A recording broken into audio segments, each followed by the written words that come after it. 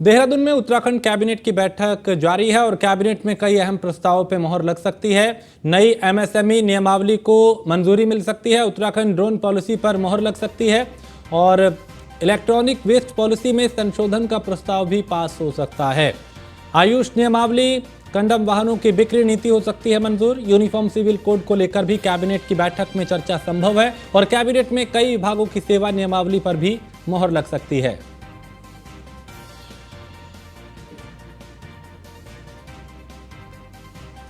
तो electronic waste policy में भी संशोधन हो सकता है और आयुष नियमावली, कंडम वाहनों की बिक्री नीति मंजूर हो सकती है और यूनिफॉर्म सिविल कोड को लेकर भी कैबिनेट की बैठक में चर्चा संभव है। तो कैबिनेट में कई विभागों की सेवा नियमावली पर भी मोहर लग सकती है और देहरादून में उत्तराखंड कैबिनेट की बैठक जारी है। सुदीप जैन हमारे ब्यूरो चीफ इस खबर पे ज्यादा जानकारी के साथ। सुदीप, अभी बैठक को लेकर क्या जानकारी मिल पा रही है? उत्तराखंड सचिवालय के जो नवीन भवन है उसके चतुर्थ तल पर बैठक अभी कैबिनेट की जारी है। मुख्यमंत्री पुष्कर सिंह धामी की अध्यक्षता में उनकी पूरी कैबिनेट बैठकर आज की कैबिनेट पर डिस्कशन कर रही है। आज की कैबिनेट पर सबसे ज्यादा निगाहें जो इन्वेस्टर्स समिट आयोजित होना है उसको लेकर है। उसमें कई महत्वपूर्ण पॉलिसियां राज्य सरकार एमएसएमई सेक्टर में, वेस्ट सेक्टर में और उद्योग के सेक्टर में लेकर आ रही है और कुछ चेंजेस लेके आ रही है। तो थोड़ी देर बाद ब्रीफिंग जब शुरू होगी तो और स्पष्ट हो जाएगा कि राज्य सरकार ने क्या क्या निर्णय लिए हैं। परंतु आज की कैबिनेट बैठक को आगामी इन्वेस्टर समिट के मद्देनजर सबसे महत्वपूर्ण माना जा रहा है। बहुत शुक्रिया सुदीप इस जानकारी के लिए। और 20 करोड़ के बीज घोटाले की फाइल सचिवालय से गायब होने के बाद सरकार और शासन में हड़कंप मच गया है। सचिवालय से 2 साल से फाइल गायब होने से सचिवालय की कार्यप्रणाली पर भी सवाल उठ रहे हैं। यह फाइल आय से अधिक संपत्ति रखने के आरोप में गिरफ्तार पूर्व आईएएस रामविलास के दफ्तर से गायब हुई थी और गायब फाइल की जानकारी देते हुए कृषि मंत्री गणेश जोशी ने कहा इस मामले में एफआईआर हो चुकी है और पुष्कर सिंह धामी सरकार का संकल्प है कि कोई भी दोषी को बख्शा नहीं जाएगा। सभी आरोपियों पर कड़ी कार्रवाई की जाएगी। दरअसल 2016 में हरीश रावत की सरकार में बीज घोटाले का मामला उजागर हुआ था, जिसके बाद सरकार बदलने के बाद फाइल सचिवालय में दबी रही, लेकिन एक आरटीआई ने जब ये फाइल के बारे में सूचना डाली तो ये फाइल गायब मिली। फिलहाल सूचना अधिकारी ने कृषि अपर सचिव को खोई हुई फाइल की रिपोर्ट प्रस्तुत करने को कहा है।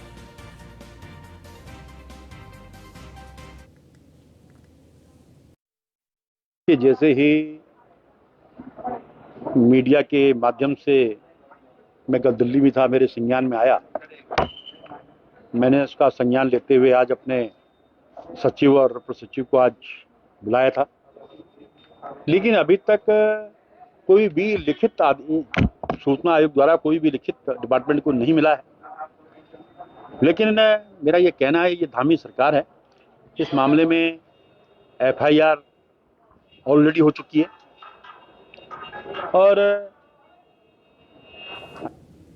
उत्तराखंड वक्फ बोर्ड के चेयरमैन शादाब शम्स ने कहा है कि ज्ञानवापी मसले पर मुस्लिम पक्ष को बड़ा दिल दिखाना चाहिए। मुस्लिमों को एएसआई सर्वे की रिपोर्ट का इंतजार करना चाहिए और वक्फ बोर्ड के चेयरमैन शादाब ने कहा रिपोर्ट आने के बाद साफ हो जाएगा कि ज्ञानवापी पहले मंदिर था या नहीं। अगर मंदिर था तो उन्हें हिंदू पक्ष को सौंप देना चाहिए और नमाज पढ़ने के लिए कहीं और मस्जिद बना लेनी चाहिए। शादाब ने कहा अगर इतिहास में कोई गलती हुई है तो उसे समय के साथ ठीक भी किया जा सकता है और एएसआई के सर्वे के बाद ये स्थिति साफ हो जाएगी। उन्होंने कहा समाज में भाईचारा स्थापित करने की जरूरत है, इसलिए दोनों पक्षों को बैठकर इस मुद्दे को कोर्ट के बाहर ही सुलझा लेना चाहिए।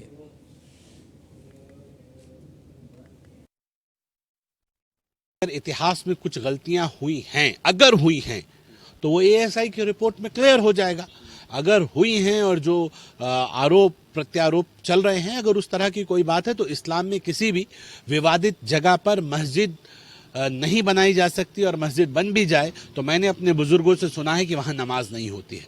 हमें आपस में बैठकर प्यार मोहब्बत से वो वातावरण बनाना चाहिए देश के अंदर कि जो नफरत का वातावरण है समाप्त हो, प्यार मोहब्बत कायम हो, एक दूसरे के साथ हम मिलके रहें। जो नमाज पढ़ना चाहते हैं उन्हें दूसरी जगह मस्जिद बनाने की इजाजत मिले। मुसलमान भी बड़ा मन दिखाएं, जहां लगता है कि हिंदू पक्ष के दावे हैं वहां बड़ा मन करते हुए वो जमीनें उन्हें। और नगर निगम देहरादून क्षेत्र के अंतर्गत आने वाली मलिन बस्तियों से हाउस टैक्स कलेक्शन की योजना बना रहा है, जिसके लिए अनुभाग को रोस्टर तैयार करने के आदेश भी दिए जा चुके हैं। अब जल्द ही मलिन बस्तियों से टैक्स कलेक्शन का काम कैंप लगाकर किया जाएगा। नगर आयुक्त मनोज गोयल के अनुसार लगभग 5 से 6 करोड़ का टैक्स इन मलिन बस्तियों से निगम को प्राप्त हो सकता है।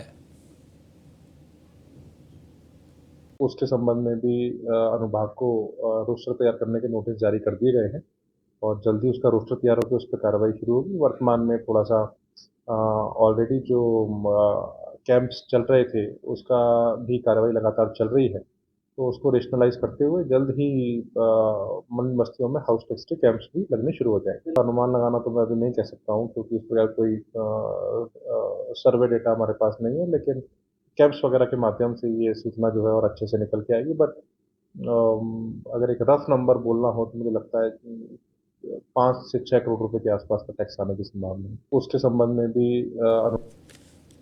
और यहाँ एक छोटे से ब्रेक के लिए रुकेंगे। ब्रेक के उस पार कुछ और खबरें।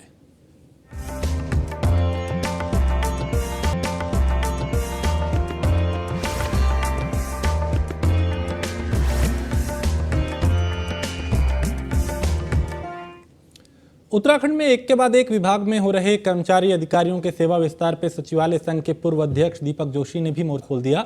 दीपक जोशी ने कहा कि लगातार कर्मचारियों को सेवा विस्तार दिया जा रहा है, जो किसी भी सूरत में सही नहीं कहा जा सकता।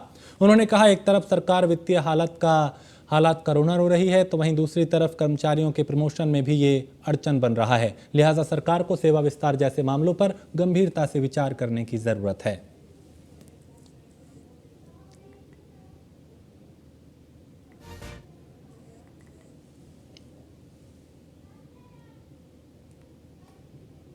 बहुत ही शुरू से हम लोग इसका विरोध करते आए हैं और मुझे लगता है कि ये उन सब के अधिकारों को वंचित करता है जो एक स्ट्रीम लाइन में है, एक प्रमोशन की लाइंस में है और सरकारी सिस्टम में रहते हुए प्रमोशन की बाट जोड़ते हैं। और एकाएक उन अधिकारियों को एक्सेशन देना कहीं ना कहीं अवरोध पैदा करता है पदोन्नति के और साथ साथ सरकार के खर्चों को भी बढ़ाता है।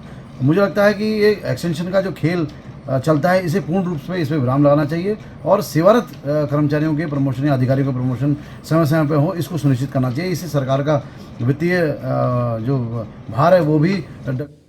कालाडूंगी में आई फ्लू के मरीजों की संख्या बढ़ती जा रही है। बड़ी संख्या में लोग अपनी आंखों की समस्या को लेकर अस्पताल पहुंच रहे हैं। वहीं कालाडूंगी का स्वास्थ्य महकमा भी जनता को आई फ्लू को लेकर जागरूक कर रहा है। सामुदायिक स्वास्थ्य केंद्र के चिकित्सा अधीक्षक डॉक्टर सुधीर कन्याल ने बताया कि आई फ्लू हो जाने पर खुद से कोई इलाज ना करें, बल्कि किसी चिकित्सक को दिखाकर ही इलाज शुरू करें। उन्होंने कहा कि व्यक्ति जागरूक होकर आई फ्लू से अपना बचाव कर सकता है।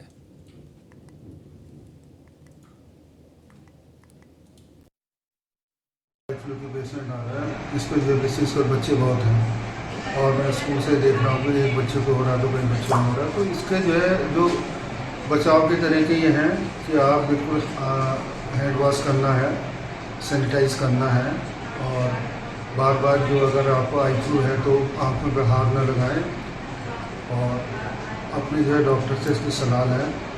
और चूँकि ये कांटेक्ट में आने से फैलता है तो इसलिए अगर किसी बच्चे को आई फ्लू है तो वो स्कूल न जाए। प्रदेश में लगातार कैंसर मरीजों की संख्या में इजाफा देखने को मिल रहा है, जिसके लिए अब केंद्र और राज्य सरकार के संयुक्त प्रयास से कैंसर रजिस्ट्री की शुरुआत होने जा रही है। इस मुहिम के तहत सभी विभागों से एक कैंसर पेशेंट का डेटा इकट्ठा किया जाएगा और ये जानने की कोशिश की जाएगी कि किस क्षेत्र में किन वजह से कैंसर बढ़ रहा है, जो कि कैंसर को समझने में और उसका इलाज करने में एक बेहतर कदम साबित होगा।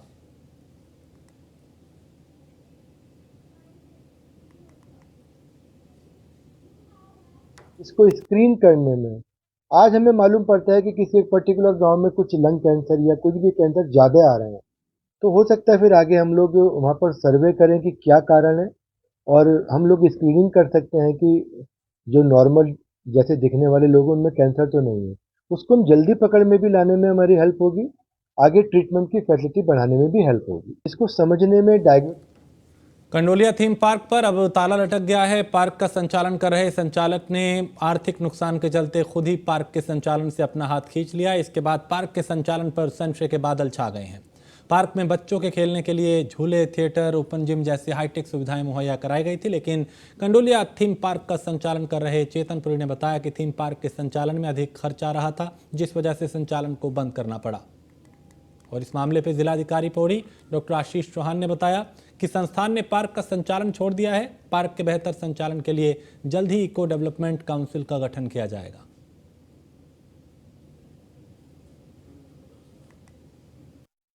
सेकेंड एस्पेक्ट है जो हमारा कंडोलिया पार्क है उसका जो टेंडर या जो समयावधि थी वो 31 जुलाई को ख़त्म हो गई है और उनके द्वारा अनविलिंगनेस शो की गई है। तो इसी क्रम में उसे EDC या इको डेवलपमेंट कमेटी के माध्यम से संचालित किए जाने की सैद्धांतिक सहमति बनी है DTDC की।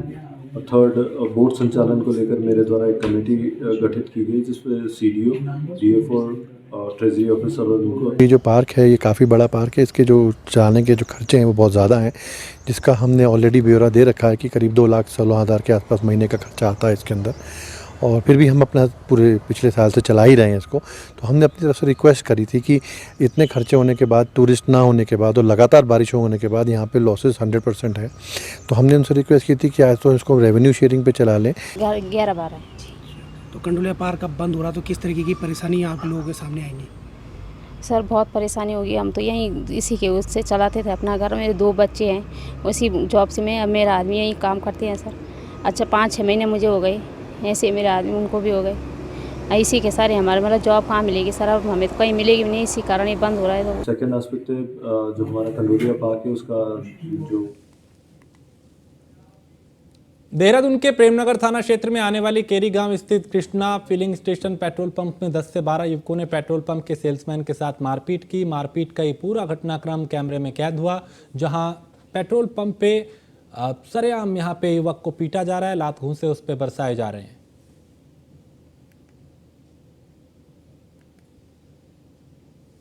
थाना प्रेमनगर में एक मुकदमा दर्ज कराया है। कुलवेंद्र जो कि हरिद्वार के रहने वाले हैं, उन्होंने कहा है कि कृष्णा फिलिंग स्टेशन जो खैरी गांव में है उनके साथ में मारपीट की गई है कई सारे लड़कों के द्वारा। उसमें मुकदमा पंजीकृत कर लिया है थाना प्रेमनगर ने। 2 अभियुक्तों को हिरासत में भी ले लिया गया है और उनसे पूछताछ की जा रही है कि बाकी के लोग कौन थे, और बाकी अभियुक्तों को हिरासत में लिया जाना सुनिश्चित किया जाएगा और उनके खिलाफ कठोर वैधानिक कार्रवाई की जाएगी। थाना रुद्रपुर शहर के बीचों बीच नई बस्ती में बुधवार रात एक दंपति की गला रेतकर हत्या कर दी गई, जबकि उसकी मां को चाकू से गंभीर रूप से घायल कर दिया गया। आरोपी घर में मौजूद नाबालिग को धक्का देकर फरार हो गया। घटना से इलाके में दहशत है।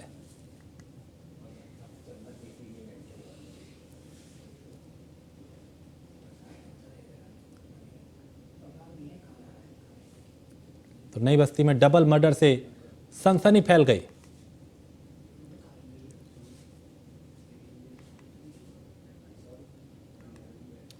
और पटेल नगर पुलिस ने 65 ग्राम अवैध स्मैक के साथ एक तस्कर को गिरफ्तार किया है और स्मैक की कीमत 6,50,000 से ज़्यादा है।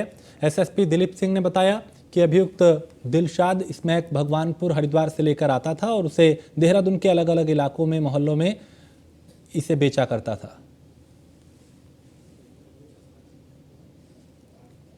पटेल नगर थाना ने एक 65 ग्राम का एक स्मैक जिसका अंतर्राष्ट्रीय मार्केट में 6.5 लाख रुपए की कीमत आंकी गई है, ये बरामद हुआ है। इसमें अभियुक्त से एक मोटरसाइकिल जिसके माध्यम से आ रहा था वो बरामद हुआ है। ये व्यक्ति अभियुक्त का नाम जो है दिलशाद है। ये भगवानपुर हरिद्वार का रहने वाला है और भगवानपुर से ही ये माल यहाँ लेके आकर के डिलीवरी करने वाला था। चंद्रबनी चौराहे पर इसको अरेस्ट किया गया, उसके निकट इसको अरेस्ट किया गया है और इसमें हम फर्दर काम कर रहे हैं।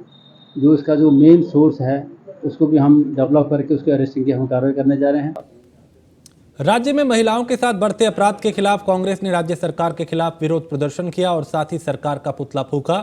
महानगर कांग्रेस अध्यक्ष जसविंदर सिंह गोगी का कहना है कि राज्य सरकार बेटी पढ़ाओ बेटी बचाओ के नारे का बखान दिन रात करती है, लेकिन राज्य में बेटियां सुरक्षित नहीं हैं।